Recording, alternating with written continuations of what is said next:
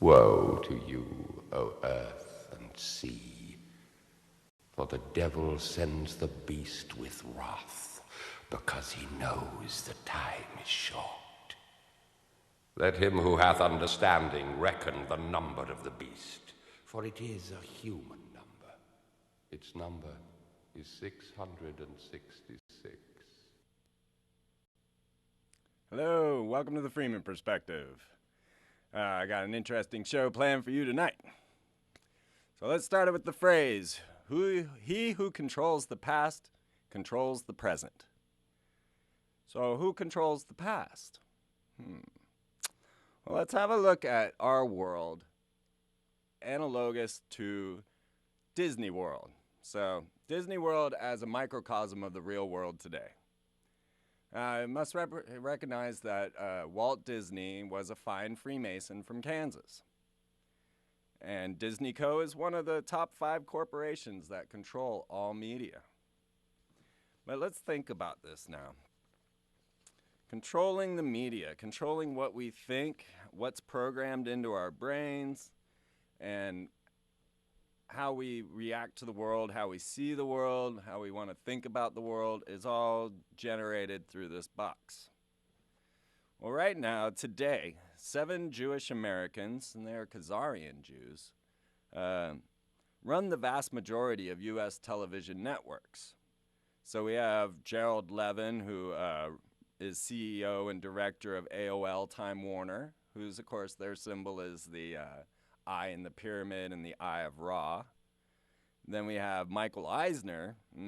He's known as the devil there in Florida. He's chairman and CEO of the Walt Disney Corporation. And then Edgar Brofman, Sr., who is chairman of Seagrin Company Limited. Edgar Brofman, Jr., who is CEO of the Seagrin Company and Universal Studios. Summer Redstone, chairman of the Viacom. Dennis Dammerman, vice chairman of General Electric. And Peter Sharon, president of the News Corporation, which, of course, controls Fox and a number of other. So what I'm showing you here is that 7 people who claim Judaism as their religion are in control of all our media. So, but is it really the Jews? Does this really have something to do with the line of Abraham or the line of Shem? Or is there something deeper going on here that has to do with this symbol behind me, the Star of David? Well, let's look at Disney World, okay? Now, the FBI Special Agent E.E. Conroy contacted Disney as early as November of 1940 after several attempts by J. Edgar Hoover to get Disney to join the FBI. Now, the reasons that they wanted Disney for the FBI were stated in one of their own memos, saying that because of Mr. Disney's position as the foremost producer of cartoon films in the motion picture industry and his prominence and wide acquaintanceship in the film production matters, it is believed that he can be of valuable assistance to the FBI office, and therefore it is my recommendation that he be approved as a SAC contact, which that is a service contract for the FBI. So now, this is just letting you know right off that the media is controlled. The media is telling you what to think and how to think. So now, of course, Walt Disney was a fine Freemason, and that probably had a lot to do with his position. And we're going to get into a little deeper with that and some more symbolism so that you guys can understand just how much they actually control. And I'm talking about the Freemasons. So, I actually sat at J. Edgar Hoover's desk at the Temple of the 33rd, Supreme Mother Council of the World in Washington, D.C.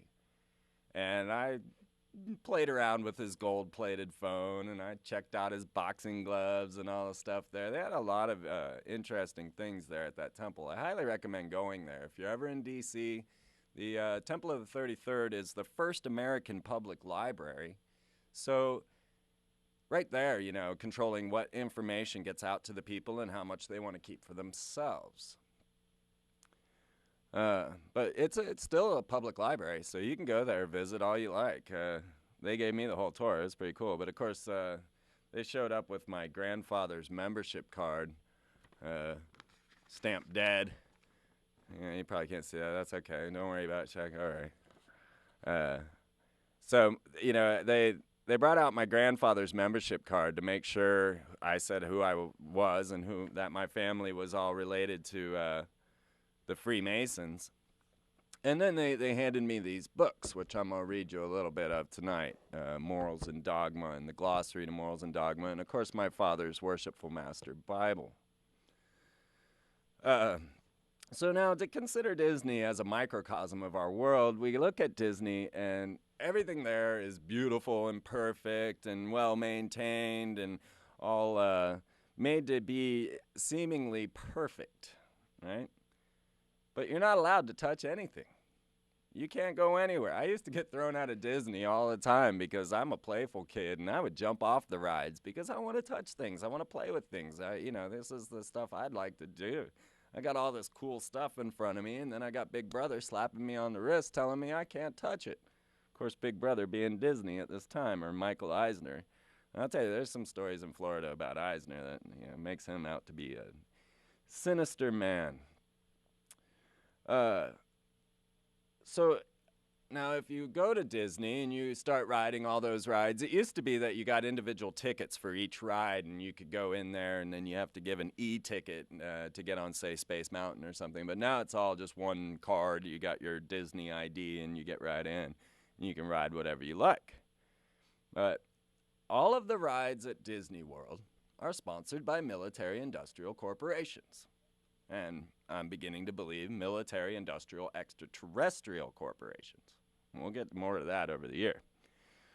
So if you go and you jump on the dinosaur ride that's telling you all about how oil is found and how the dinosaurs died to bring us oil, which, of course, we're learning that might not be true, this ride is sponsored by Exxon. So Exxon has a ride at Disney that shows you dinosaurs. And, of course, Exxon's symbol is the double cross of the Templars, which is a Freemason symbol today. If you go on Space Mountain, now Space Mountain is sponsored by RCA, who is a head research and development for the military. And they make you your TVs and whatnot. And, of course, everything that we get comes from the military first. So keep that in mind. All those cars you're driving around, those things are based off of the military, off of war machines. So Space Mountain you get, and you go ride your great little ride, and you get off the ride, and they take you down this little moving walkway. And along the way, you're shown what the future will be. And so you get to learn about having your television be your teacher, or having your they had these big hydroponic gardens growing in the kitchens. We never did get the Jetsons kitchen, did we? Yeah, well, he who controls this, you're going to start to learn. So then finally, as you're exiting RCA Space Mountain, you will find that you yourself are on TV, much like I am today. And can you see how this is analogous to our world today, as these people are creating these rides, or what we call life, and we're not really allowed to control or touch any of it. We're not allowed to play with anything, and everything is controlled by an overlord that is unseen, very much like Disney. Well, as I started this, I say he who controls the past controls the present. Well, as you see, Disney was taken on by the FBI to give us faulty information. So when I learned about the American Revolution in school, they showed me a film by Disney, and it was called The Sons of Liberty, which, of course, Liberty is our goddess Columbia. So you could say the Sons of Columbia. And, of course, those are the Freemasons. The Sons of Liberty was a depiction of the American Revolution, and it shows Paul Revere's historic ride And of course, Paul Revere was a Freemason. And then it goes on to show, finally, with the climax of the Boston Tea Party, as men come out of their building and dressed themselves up as Native Americans. Of course, they called them Indians back then. And came and threw all the tea off the English boats into the water to spark this taxation war. Well, of course, the little part, and this is really the crux of the whole thing, is that they gave you all this information, but they leave the key ingredients out. So the key ingredient in that story, in the whole story of the American Revolution and the War of Independence, was that those men didn't come out of any simple building. Those men came out of a Freemason temple. Yes, it was the Freemasons that threw all the tea into the water and sparked this war. But you must recognize that the Freemasons run both sides of the spectrum. So when we were fighting the British, we weren't fighting the British. This was a Freemason contrivance to cause an effect within the world. So I know that's a hard pill to swallow, that both sides were dying for nothing. Well, it wasn't for nothing. It was for the Freemasons, so that they could control what we have today. So I'd like to read you a little excerpt from the Freemason Bible here. Yeah, that's kind of neat. And this is about Joseph Brant. Now, who was Joseph Brant? He was a Mohawk Indian who was made a Mason in London in 1776. During the War of American Independence, he was in command of some of the Indian troops on the British side. Catching that? By whom Captain McKinstry of the United States Army had been captured. So Mohican Indians fighting for the British Freemasons had captured Captain McKinstry of the United States Army. The Indians had tied their prisoner to a tree and were preparing to torture him when he made the mysterious appeal of a Mason in the hour of danger. Now, I could show that to you, but they might kill me. Brant interposed and rescued his American brother. So now Brant, being an English Freemason, rescuing his American Freemason brother from his impending fate, and took him to Quebec and placed him in the hands of some English Masons there, who returned him uninjured to the American outposts. All right? Do you see that? You know, all right? They don't kill one another. They don't even put one another in jail. So let's, I was telling you they might kill me for giving you a little bit of their information. Let's read about Mrs. Beaton here. And for what was this woman noted? I found this one kind of interesting. She is purported to have learned the secrets of Freemasonry by concealing herself in the wainscoting closet of a lodge room in Norfolk, England, where she resided. But the notable fact about this whole incident is that she died without ever having divulged to a living person the secrets which she thus learned. Well, that's kind of well, that could seem like maybe she just held her tongue, but at the same time, they might just be hitting us with a bit of a clue as to what they do to those that tell us what they know. Much like Captain Morgan, who has been kept famous through the rum, was ritually murdered by the Freemasons because he wrote a book that told all about it, and I didn't bring that book with me. So I like to frequent temples. I like to go to all the Mason temples that I come across, and I watch the little advertisements in the newspaper, and if the Masons are having a lunch or an ice cream gathering, which I've been to, I like to go, so it's open to the public. Let's go to the temple, right? Well, I'll get in there and I'll tell them a bit about who I am and who my father was, and they'll start to open up to me a little bit. Well, these one brothers at this one lodge in, I believe it's Kansas, started trying to, convince me that I should join the Freemasons. And their appeals to me were, Well, no, you don't understand. You see, I was in the military. Now, this is the Freemason talking to me. I was in the military, and I wasn't a Mason at the time. But then I saw how much easier it was for the brethren that had their little special ring, and so I went ahead and I signed up. Now, to say you signed up, that means that you stood in front of the Masonic altar and swore to cut your throat across, rip your tongue out by its roots, and bury it in the rough sands of the sea at low water mark where the tide ebbs and flows twice in 24 hours should you ever knowingly or willingly violate this at your solemn oath and obligation as an entered apprentice Mason. That's the first one. Maybe one of these days I'll give you all of them. So, this guy joined the Freemasons, swore at the altar, and now he got a nice cushy ride in the military.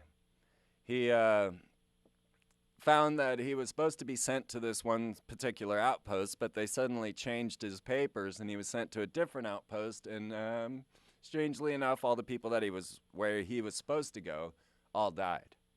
He was spared from that. And this man was telling me that I should join the Freemasons so that I didn't die in war.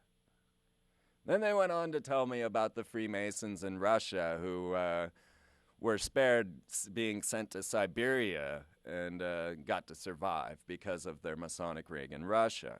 Now recognize that the Freemasons are not an American thing. This is a worldwide group working for a worldwide domination. They're merely one arm, certainly, but the biggest arm, and I'm going to show you a little bit of that later. So,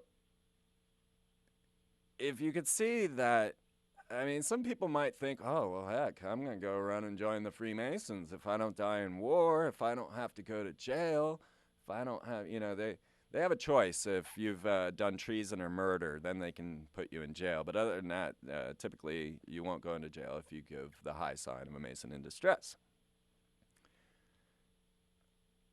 This is really where my fault lies with the Freemasons. I've read Morals and Dogma. And it is a fantastic book. It is chivalrous and knightly and all the things could be good in society and humanity. And yet, I see that these men have control over a great portion of our lives. Well, pretty much control our entire existence. And I disagree with this. I disagree that if you go into a temple and swear your blood oath that you should get these special rights and privileges simply for swearing to their god Jabulon. I disagree with the idea of having an elite group, especially when I see members of the order. Now Skull and Bones is a separate order from Freemasonry, but it's still all one unit. This is an occultic unit, and that's one thing that we really got to look at and to understand why these men are spared death. So we're going to get into some symbolism on that. So, what they're doing is directing civilization according to their design, which they call the Great Work. And this is symbolized by the pyramid on the dollar bill and has the eye floating above the pyramid, meaning a work in progress. So we can see some of the same logic, but reversed in Hollywood today with, say, Mel Gibson. I'm absolutely positive this man is a Freemason, although I have no proof. I have no documentation saying that he is. But if we look at his movies, we can start to glean a little bit of what's going on. Because if you recognize that the whole movie Braveheart was actually the story of the Templars coming to Robert the Bruce, and finding sanctity there from the Pope Clement V and the King of France, I think it was Philip. They were, trying to kill off all of the Templars, and so the Templars ran up into Scotland and Ireland, and then now we know of them as the York Rite and the Scottish Rite of Freemasonry. So now Braveheart gives you the whole story, but it leaves out the fact that they're Templars. Or The Patriot. Very similar. We got a war effort going on. We've got the things going on. The piece left out of the puzzle is that the lead character is a Freemason. You got to understand Jim Bowie was a Freemason. Sam Houston was a Freemason. Stephen F. Austin was a Freemason. So they leave this portion out of the story. They give you only enough to what so that you have an idea. So let's take one more of Mel Gibson's movies, Lethal Weapon. I was there at the filming of Lethal Weapon when they were in Orlando, and they blew up City Hall. Now, it says here that Joel Silver, the producer, gladly paid $165,000 to the Orlando City Council to blow up City Hall. Of course, I was sitting right across the street because I wanted to see City Hall go down. But then they erected a new City Hall, and it was this monstrosity. I mean, this building is like, computer designed, trying to be Gothic, just ugly. I didn't like it. But the interesting thing is that they put this big, it kind of looked like an asparagus out in front of the building. And people were like, oh, what are they doing, because they paid hundreds of thousands of dollars for this giant glowing asparagus. Well, just to let you know who and what that asparagus was, right next to it are two humps with water gushing in there. So we have our phallic symbols going up, very much like our Capitol Dome and the clock tower. So now you know who runs City Hall. Don't believe me? Go down to your courthouse and have a look at who built the courthouse and what the date to the courthouse is, which was 5,000, God, I don't remember the one here, 5,990, somewhere, no, it's probably older than that, 5,960. But see, that's the Anno Lucis calendar, the Age of Light, whereas we go by the Anno Domini calendar. So the year of the Lord is 2006, the year of Lucifer or Light Bearer, the Age of Light is the year 6006. So you just add 4,000 years to the calendar and you got the Anno Lucis date, which of course, strangely enough, dates right back to the Tower of Babel.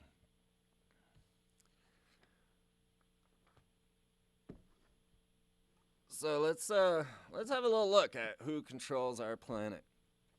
I'm giving you a little clues there as to, all of the famous people that you hear about will be a Freemason. I can guarantee that. So, Shag, if you want to show this real quick. Where is it? The cube. Yes. Right there. Very simple symbol, but to the Masons has a lot of meaning.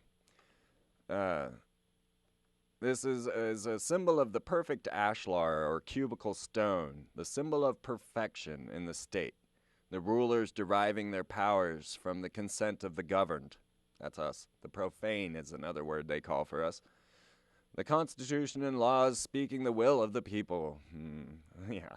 Do you still believe that? The government harmonious, symmetrical, efficient, its powers properly distributed and distributed, and duly adjusted in equilibrium. This is the symbol of the cube. So, of course, now you'll see that the cube is the symbol of chevron. The cube is the symbol of fox. The cube is the symbol of gateway. The cube is the symbol, and it goes on and on. All right. Well, the cube is also a symbol of Cisco. And if we look at the cube, we'll see a number of their symbols on this one. So we have the cube itself. And then the cube in a three-dimensional or 2D plane gives you an oblong square, which is the footing position that the Masons stand in when they're standing before the worshipful master. They must stand with their body erect, their feet forming the angle of an oblong square. Then we see this little co, because this is Cisco, right? And the co actually makes the moon and the sun, which are symbols of Osiris and Isis. So then you see ISIS being Isis, all right? So you got your oblong square, your Isis, your symbol of Horus and Osiris and Isis, and then of course the Y, which is a symbol of their Trinity. So all the symbols within Cisco are actually represented later on, so that you find that the Trinity, or the Y, is symbolized by ABC, and this is why ABC doesn't have a logo. Then she's also symbolized by the phoenix, which is now the peacock because of the eye, and that is the symbol of the goddess, which is MBC, and then of course the eye, which is the devil in Hebrew, and Columbia Broadcasting is the I. Let's move on to a few more of these little Masonic clues, because what you're going to find is that these symbols run rampant. Now, one that had been confusing me a little bit, and I actually confused it with the oblong square, was the canted square. Now, in the beginning of this show, I showed the swastika of Hitler. Now, originally, the swastika was a straight square, but Hitler took it and he turned it, right? Gave it a canted square. And in my my video on corporate logos, I actually had kept the canted square in with the oblong square, and that was not right. So I knew I would find the answer, and I knew I would find it within the 47th postulate of Euclid, or proposition. So if we can show that real quick, Chad. And what you'll see here is the right triangle. And what happens is you use the Pythagorean or Euclid's 47th proposition to determine a perfect squared angle on the right angle. So whereas the one square and the other square equal the area of the third square on the hypotenuse. Now, the canted square, good God, that's a symbol of everybody's. Let's see, it's on Dos Equis, it's on Texas Gas Company. Man, the canted square. Well, think about Domino Pizza. Now, Domino's Pizza, red, white, and blue. We may get to that today. I'm not sure, but that's the color of the canted square on Domino's Pizza. But of course, it has 1, 2, 3, the Trinity as well. So you see, it's got the red, white, and blue, which actually goes back to Venus, and each color has a separate meaning, but the red, white, and blue are the colors of Venus as it enters the temple on the solstice. And so that's where the red, white, and blue, I believe, comes from. I'm still working on that. But so the 47th proposition of Euclid actually goes all the way back to Babylonian times and was even used in the construction of the pyramids, because they call it squaring the lodge. So they incorporate this canted square into their actual rituals within the Freemason temples.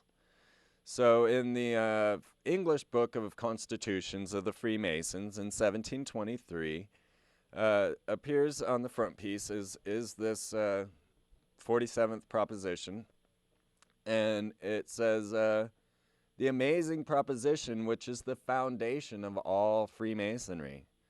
The diagram shown represents it as used by English Masons as early as 100 years ago. You will see that in order to get a correct square, it is only necessary to make a triangle, the sides of which shall be in the proportion of 3, 4, and 5. You see, so you got the 3, the 4, and then the hypotenuse being 5.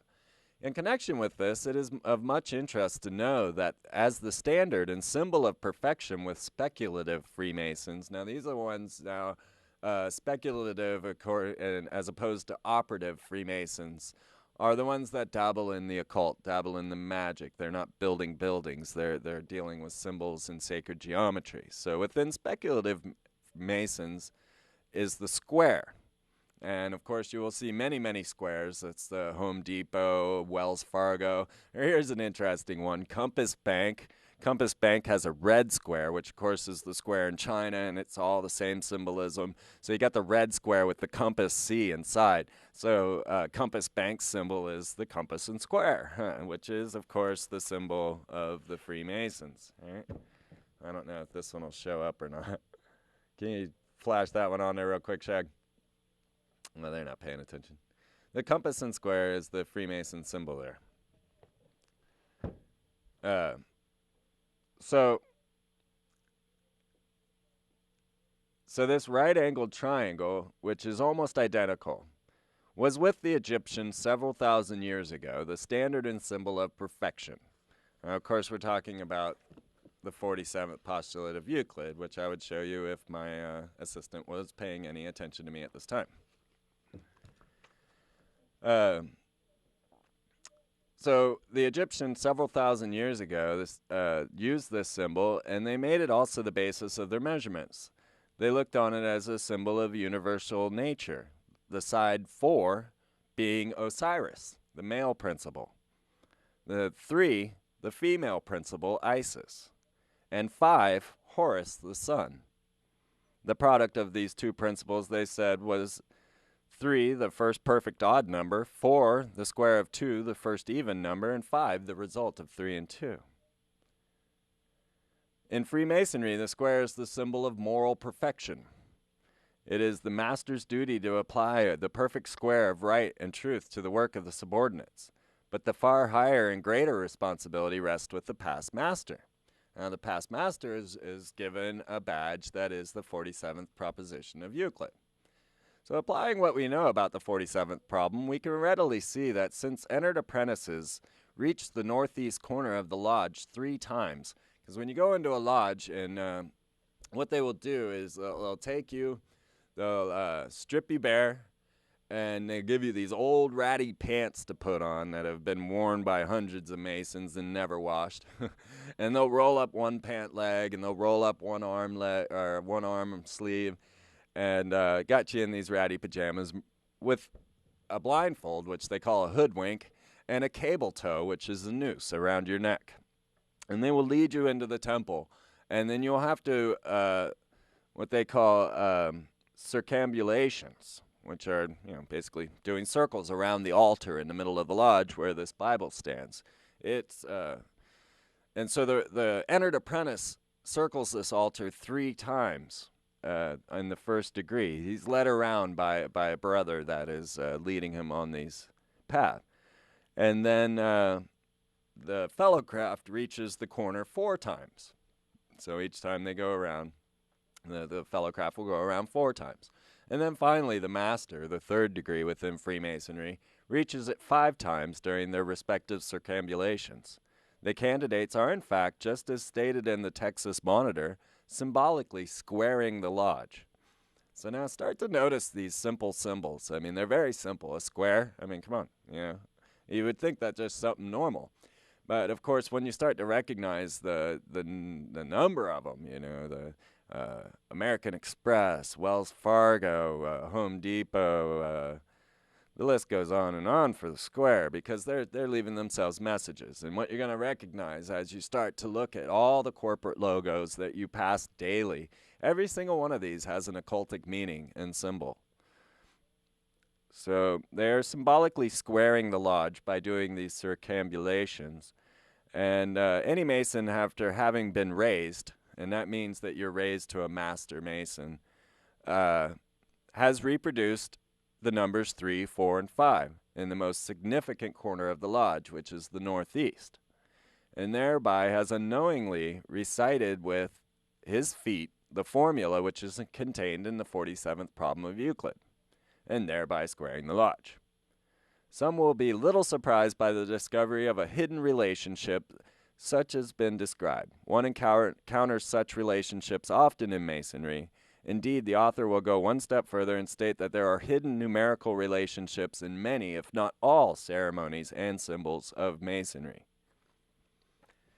So now Albert Pike goes on to tell us that he has outlined all the different degrees within Freemasonry and wants to show just exactly how smart he is. So within the degrees, we have some answers, because Albert Pike wrote this all down. So are you paying attention in there, Shag? No. Okay. Hey, Shag. All right. I'm gonna just not show you any of this. Okay. So for the Grand Elect Perfect and Sublime Mason, this is the 15th degree of the Scottish Rite, and it says, "It is for each individual Mason to discover the secret of Masonry by reflection upon its symbols and a wise consideration and analysis of what is said and done in the work. Masonry does not inculcate her truths, she states them once and briefly, or hints them, perhaps darkly, or interposes a cloud between them and eyes that would be dazzled by them. Seek and you shall find." All right, well, we go on, and within the Night of the Brazen Serpent, which I'm not sure what number degree that is. That's a long one, I'll tell you. This one took me some time to read. He seemed to have found a lot of significance within the Night of the Brazen Serpent. And I'm just looking real quick to see what degree that is. 25. This degree is both philosophical and moral, he says. So he tells us that the ancient astronomers saw all the great symbols of masonry in the stars. Sirius still glitters from our lodges as the blazing star, which is the pentagram with fire. The sun is still symbolized by a point within a circle, which of course is target symbol. And the moon, or Mercury. Mercury, of course, is a car. Mercury, his special animal, of course, was the cougar. And Anubis as the three great lights in the lodge. But not only these, but to the figures and numbers exhibited by the stars. Now, I'm going to start looking at police cars and start noticing the number of lines and the number of points within the stars on the police cars. You're going to see a lot of OTO symbolism on our police. Were ascribed peculiar and divine powers. So they absolutely believe that these symbols do have an effect on you, that there is a power within them that will affect you. So all of the symbols around you, you're going to find are actually rituals or magical symbols that they are using in hopes of controlling you.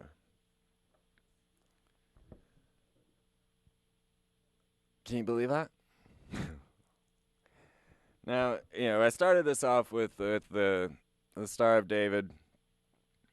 And I just want you to know that within most of the Freemason lodges that I've been to, the Star of David is prominent within there.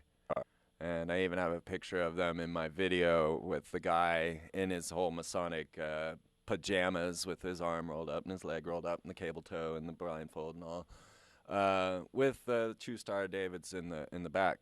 Now, of course, these again are symbols of Osiris and Isis, and symbolizing as above, so below, and a number of other magical things which hopefully in some day I'll decipher. But typically inside of Mason Lodge, the one pointing down is black and the one pointing up is white.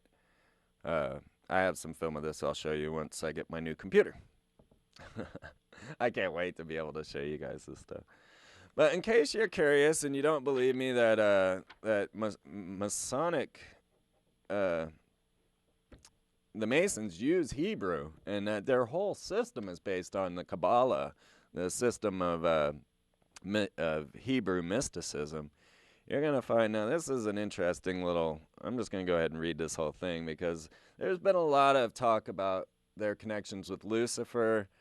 And I'm still trying to understand who Lucifer is. Right now I've got her connected to Venus.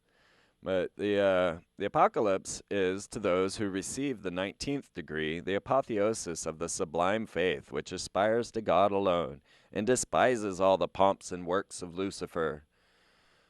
Okay, that's what they tell you. Lucifer, the light bearer, strange and mysterious name to give to the spirit of darkness. Lucifer, the son of the morning. Is it he who bears the light? With its splendor intolerable blinds feeble, sensual, and selfish souls? Doubt it not, for traditions are full of divine revelations and inspirations, and inspiration is not of one age nor of one creed. I've shown you in my film on Columbia that Phoenix Pictures, and if you guys want to go to the freemanperspective.blogspot.com or just do a Google of the Freeman Perspective, all of this stuff is databased on my website. So the divine revelations of Lucifer. If you look at Phoenix Pictures, I've gone over this a couple of times, but Phoenix Pictures strikes a match, a friction match, which becomes the sun low on the horizon and burns up to the fiery phoenix. Of course, the original definition of Lucifer is a friction match. Go look it up in the dictionary or look it up on my website. I've got it on there with the dictionary. So they're striking a Lucifer, which becomes a phoenix after it becomes the sun, of course, which is target symbol. Okay. Once you decipher all these codes, you're going to start to realize everything is run by these occultists. And of course, Phoenix Pictures movies include cloning, Nazi worship, and child labor camps. In cooperation with Disney, of course. Holes. Have you heard of that one? Holes. That's a combination of Disney and Lucifer Pictures. Phoenix Pictures. So the Sefer Yetzirah, the Zohar, and the Apocalypse are all the completest embodiments of occultism, according to Albert Pike. They contain more meaning than words. Their expressions are figurative as poetry and exact as numbers. The Apocalypse sums up, completes, and surpasses all the science of Abraham and of Solomon. The visions of Ezekiel by the Chebar and of the new symbolic temple are equally mysterious expressions, veiled by figures of the enigmatic dogmas of the Kabbalah, and their symbols are as little understood by the commentators as those of Freemasonry. All right. So the Sefer Yetzirah, the Zohar, and the Kabbalah are all based in this mystic Hebrew Kabbalism, which, just to show you a little bit, this is the Masonic Tree of Life. Wow, that light's really bad. I can't see that at all. It looks like a blank page. How weird. How odd is that? Okay, well, what it is the Tree of Life, which is used within Kabbalism, and I'm just trying to prove to you that these guys do base all of their works on Kabbalism so that you can start to understand the symbolism. But I can't show you that because, well, it doesn't show up on the camera, and they don't want you to know. Could they be that in control? I'll tell you, with some of the efforts I've gone through to put this show together, I really believe I'm battling fourth dimensional beings. All right, Shag, let's go to the phones, man. I want to take some calls, get you guys, hit me up with some questions or ideas or anything that you think about on this whole scenario. Let's pose some questions about what corporate logos might mean and some different ones that I might have missed, and just try and understand who controls the present. Hello. Fag Bashers Unite! Fag Bashers! I was watching Loose Change at 4 in the morning, okay? A lot of times I'm staying up all night. I've had a really weird week. And at 4 in the morning, this the guy plays Loose Change, and then he takes phone calls afterwards. And this guy calls up at 5 in the morning, It's like, I'm like, I got this guy. But he was great. Just the way he did it was pretty funny to me. Hello. Are you there? Hello? Hello. Hey, I was curious. You talked about Euclidean geometry tonight, and it's like most symbols are Euclidean geometry. But I was curious if you had heard or if you knew that in crop circles, they found a new Euclidean geometric formula.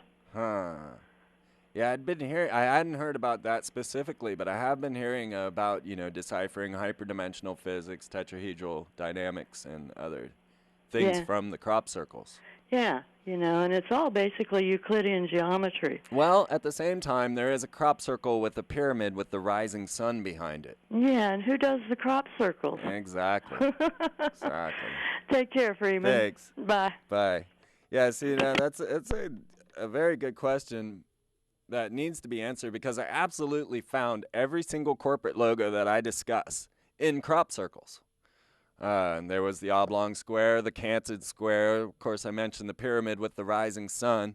And these were all within crop circles. So I personally believe that the Sirians and the Orions have returned to planet Earth. And I did show a little footage on that last 2 weeks ago. And I'm working on new stuff for you guys, so don't you worry. All right, let's try again. Hello. You're going to have to turn down your TV. Turn down your TV. Hello? We've got it, okay. All right. Yeah, I want to know exactly, are you talking about Freemasonry, aliens, or Satanism? Yes. All the above? Personally, defining Satan is a whole nother issue because there are certainly numerous Satans within the Bible, and it literally means adversary. So we're going to have to jump back to the ancient astronaut theory in order to understand that. That's just what I was thinking. Yeah. And if you go to my website, the freemanperspective.blogspot.com, I got a picture on there. I can't wait till I have a quicker. I can just say freeman.com. But no, you gotta Google the Freeman perspective. I got a picture of George Bush with the symbol of the Volkswagen, and Yes. what this is a Hebrew symbolism. Of course, it's all Hebrew symbolism, and in Hebrew, V equals 6. Wait, he's Jewish? No, none of these people are technically Are Jewish. you? None of them are actually of the line of Abraham and Shem. What they do is they practice Hebrew Kabbalism, which has been passed down through the ages. So you're saying that the Freemasons practice Kabbalism? Yeah, it's right here. I just read you. So are you saying that Madonna is a Freemason? Well, Madonna is a high priestess within this order, but she passed that on to Britney Spears with a kiss. And if you're interested in that, that's all in my Tex Mars video, which you can also find on my bet website. she's got a crop circle in her twat. Well, that was her whole point, you see. She was supposed to be a whore, and that's why she named herself Madonna, but now she's gone on to be called Esther, which is, of course, back to the Hebrew. Because at that moment when Britney and Madonna kissed, she passed the Madonna-ship on to Britney, who, of course, is a Mouseketeer, and back to Disney, and it goes round and round and round. Hello? Hello? Are you there? Did I keep you on hold too long? Hello? All right. Hello? Did we lose the phones? Hello? Hello? Hello? Hello. Hey. Hey, Freeman, how you doing? Hey, I'm doing all right. Yeah, I started to research a lot of this stuff within the last few years, and your research has kind of converged into what I've been researching, and I'm just more confused now than I. For a while, I thought I had it figured out, and now I'm not sure what's going on. I'm not sure if it has to do with like you're talking about, like interdimensional type of beings or what have you. Yeah. You have to have a really open mind to get into this stuff. You do. Yeah. The funny thing to me is that I went for like 30 years without really knowing anything about this stuff. They don't teach anything about it in school. No. They leave it out. You know, you're kind of going into like an area that a lot of people might have a hard time with in terms of beings from other places. I have no problem with that personally because the diversity of the amount of life that's on this planet that we're on shows you that there's got to be life elsewhere. Absolutely. And then people get into this whole thing, well, nothing can travel past the speed of light, so it'd be impossible for them to get here. But, that doesn't, I have a really open mind. Yeah, that's that's earthly type stuff that you're talking there, where we can't travel because I've shown you hyperdimensional craft, which I'll bring back and show you again. And the lighting's just really poor for showing these pictures. But Solomon's temple was built by, the King Solomon, but he called upon King Hiram of Tyre, right, and used Hiram Abiff, who is the first master mason, to design it. Well, it turns out that Zechariah Sitchin. Have you gotten into the 12th planet? No, I've seen some documentaries with Mr. Sitchin in them and stuff. Yeah, I've heard people try to debunk him and stuff too. Oh, of course. Say that he doesn't know what he's talking about. Oh, no, you read that. Read the 12th planet and go back and read Genesis again, and it'll be a whole new story for you. Well, I've got a lot of books on the Babylonian Genesis and just all kinds of, and it does cross over into Genesis. I mean, that's the thing. A lot of people have, it's like we've been spoon-fed these ideas about religion and what Christianity is and what the Old Testament is. Mm-hmm. And for me, it's like with Freemasonry, let's say like 100 years ago, you were interested in religion, mm-hmm. and, you could go to church and you could get what they were giving you. And then it seemed like the Brotherhood was like, if you really want to know what's going on, you can join us, Right. and we'll give you a bunch of other books that they don't give you at churches. And I try to get into rare books and stuff. Yeah, and, me too. Yeah, I mean the internet kind of backfired on the control system, but they just kind of they say, well, you can't believe everything you read on the internet. Yeah, you hear that a lot. But to me it was like a lot of this stuff was way underground until the internet hit. Big time. And then now it's all there, like all these rare books and stuff, and you'll talk to certain people and they'll say, well, those people just made those books up. Right. Well, it's for us to decide, and who cares what other people think. I'm not here trying to prove myself to you. I'm just talking about what I know. But, I got a bunch of that stuff linked to the website as well, sacred books, sacred texts that you can get the PDFs. But now if we look at American history and we just look at this one little list of Masonic presidents, which probably won't show up on there either, we got George Washington, Thomas Jefferson, James Madison, James Monroe, Jackson, Polk, Buchanan, Johnson, Garfield, McKinley, Roosevelt, Taft, Harding, Roosevelt, Truman, and Ford.